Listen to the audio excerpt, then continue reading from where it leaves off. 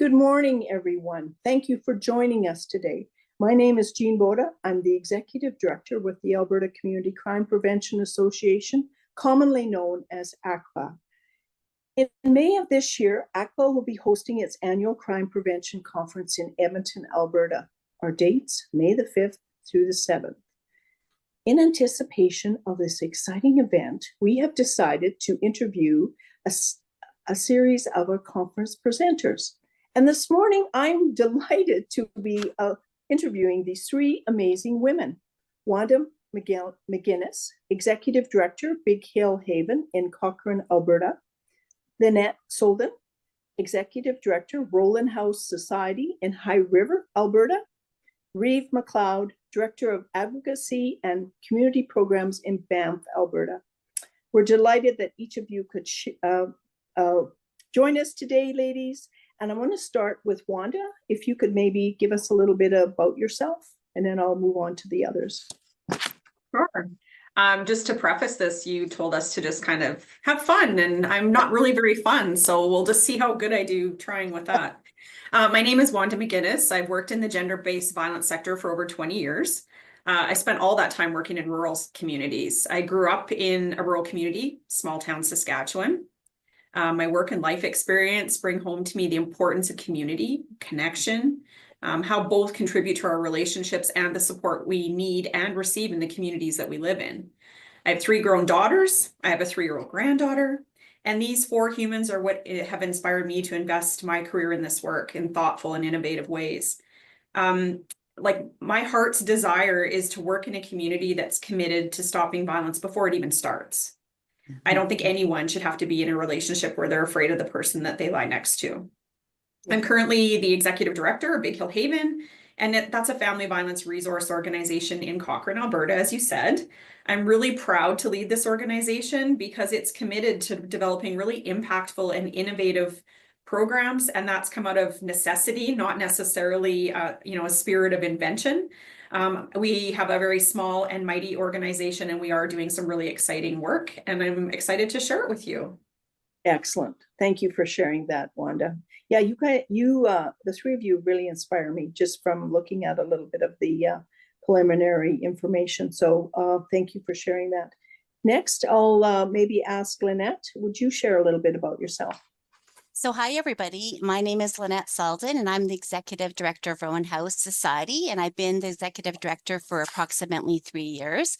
I was born and raised in a small rural community, Vegreville, Alberta, which has a population just shy of 6,000 people.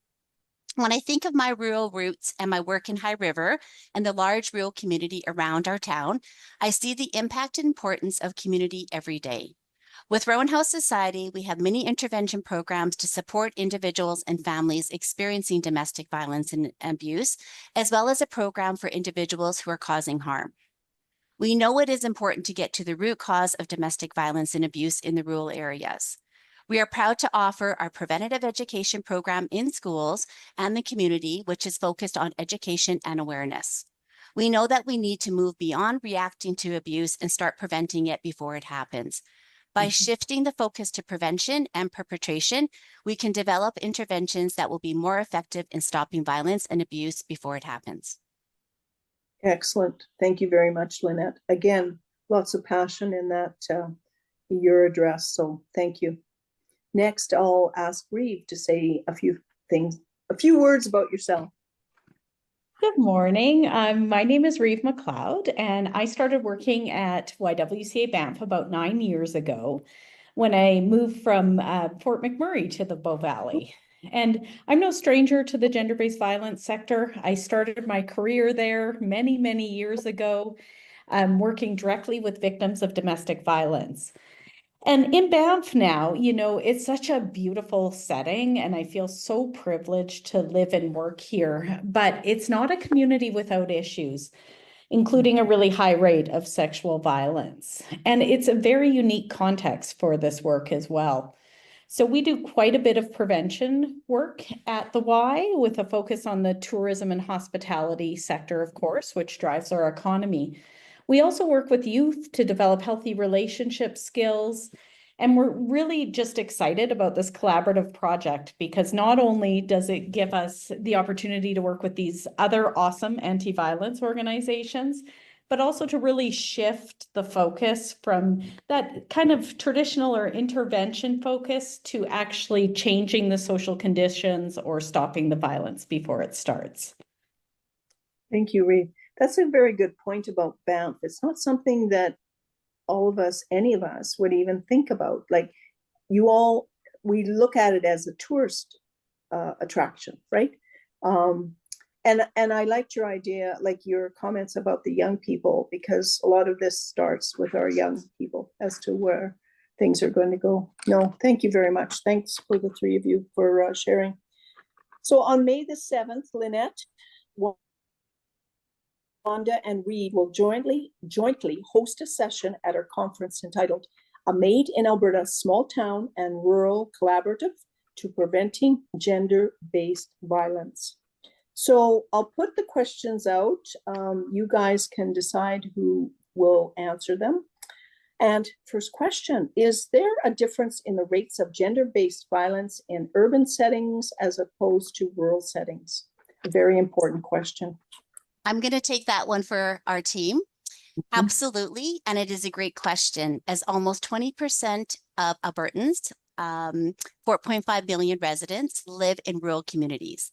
Research shows that rural populations are at increased risk of domestic violence and homicide. And in fact, overall, gender-based violence is more severe in rural communities. It is alarming to think that rural women in Canada experience intimate partner violence at rates 75% higher than urban women. While there are many commonalities between experiences of domestic violence in urban and non-urban settings, and I can tell you that personally from working in Calgary and High River, there are unique social and geographic issues specific to rural communities that impact the experiences of domestic violence and abuse in rural communities. These include geographic and social isolation, traditional family and gender roles, importance of religions and or the church, hunting traditions, and farming responsibilities, to name a few. Alcohol and drug use, while not unique to rural settings, has been found to be higher in rural areas due to a specific social economic factors. We know traditionally programmatic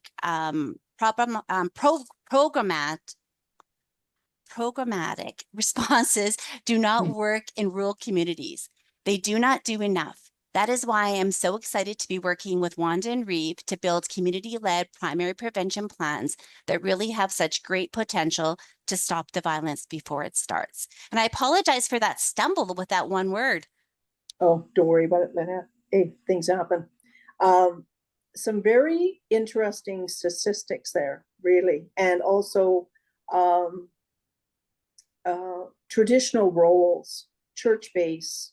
Yeah, very, very interesting. Very, very interesting.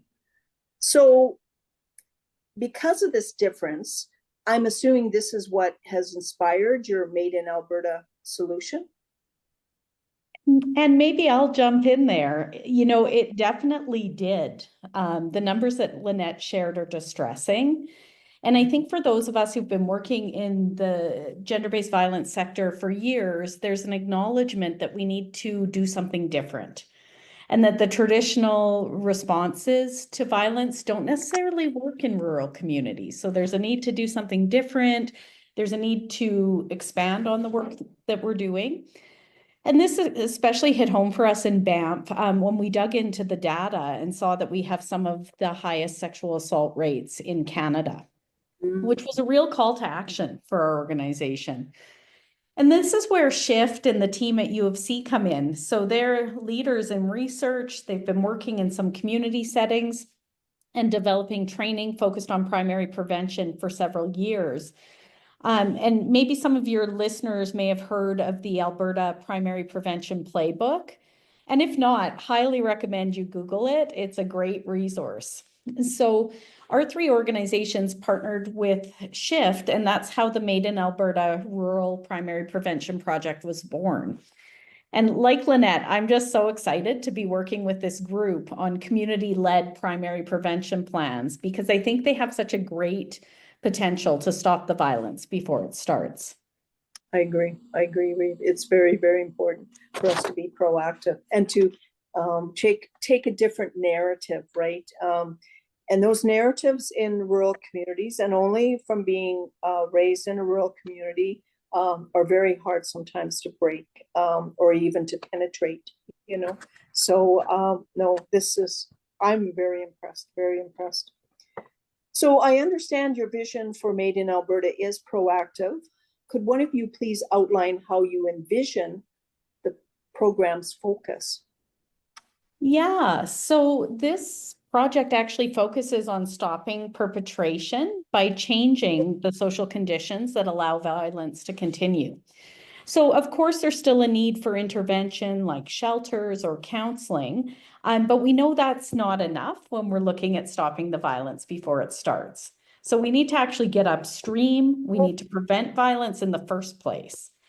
And, you know, our research and our experience in our various communities tell us that the context is super important when we're thinking about the factors that will put someone at risk for perpetrating or using violence. So we've learned that like a one-size-fits-all plan doesn't work. One size actually doesn't fit all. Banff is different from Cochrane, which is different from High River. So what we really need is a tailor-made approach for each community. And, you know, in Banff, it made sense for us to work with tourism and hospitality leaders. And as I mentioned, we're building on the lessons we've learned and the successes we've had, and also the challenges we've had, of course, in testing and implementing prevention programs. But I'm going to let Wanda and Linette speak to the context in their respective communities as well, because it's a bit different.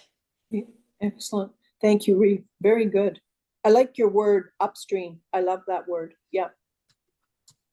Yeah, and you know, in Cochrane, we honestly didn't know what we were going to uncover as we began to explore Cochrane as a community, but we did know it was going to be different than Banff. We knew that tourism was not going to be our main focus. There were themes that kept coming up as we were having conversations with community stakeholders and members.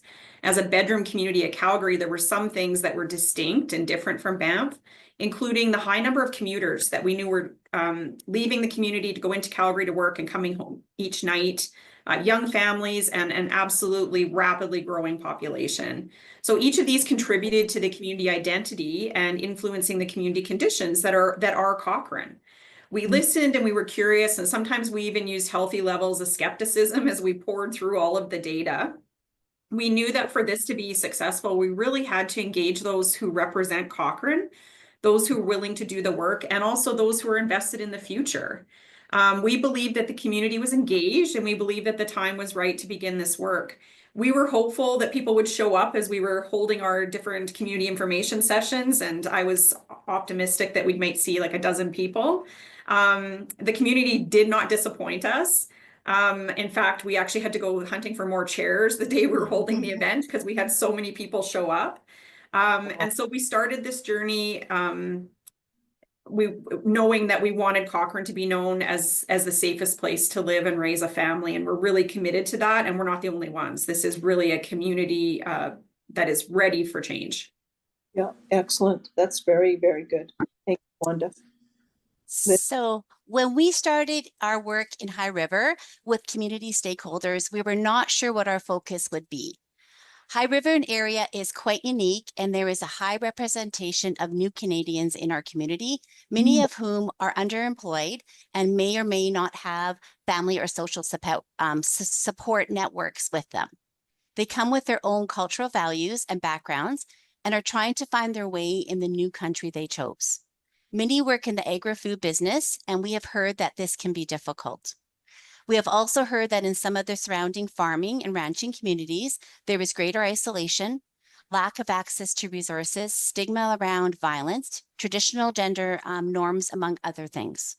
We are continuing our work with stakeholders and see a real opportunity to capitalize the commitment to lead change.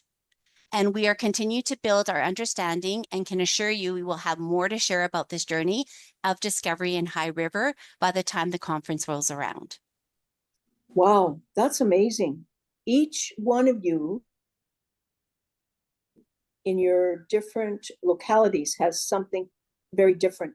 And that's very interesting because there again, no one has ever talked about that, right? Mhm. We blanket everything with the same, yeah, I'm very impressed. I'm excited. I have so many questions in my head, but hey, I'm going to save this.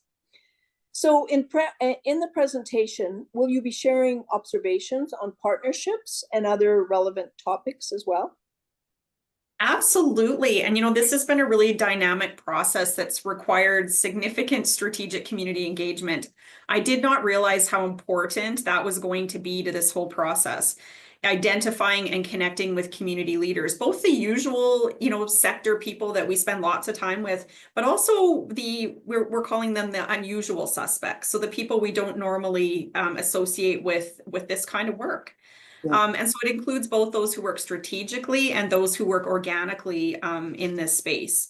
We want to assess readiness, identify and discuss trends, and understand willingness and ability to become part of a community-based strategy that really creates shifts, transforms conditions so that we can truly stop violence before it starts. And while I think we would all agree that we recognize our unique community differences, I don't think any of us could have anticipated the way in which these differences would define the unique primary prevention strategies that each individual community needed. Yeah. So we're really excited to be able to share this. We think it's going to provoke some really thoughtful discussion about the ways that community context defines effective primary prevention strategies, and that this work cannot be done using a one-size-fits-all strategy. It does need to be tailor-made to each community. I agree, Wanda. I think this is very, very exciting. I'm really looking forward to hearing the whole presentation because no one has ever looked at it that way before. And it sometimes takes communities a little bit to even understand that they do have different, things within the community. So, I think this is very exciting. Yeah, it looks like you'll be covering a lot of really important issues, and we're very, very excited. So in closing, would one of you mind sharing a story about a client who's now living their best life, thanks to the intervention of some of the programs that you offer? Sure, I'm going to do that. And I'm going to say that the story I'm going to share might seem like the least likely place to imagine a prevention opportunity occurring. And it's probably going to challenge, your statement about living their best life. But, the story I want to share with you is how out of tragedy has come opportunity. And I was contacted by an amazing woman after her mother was tragically murdered by her husband. And this woman was looking for ways to make sense of this. And so she began to imagine ways that she could support others from ever finding themselves in a dangerous or violent relationship like her mother found herself.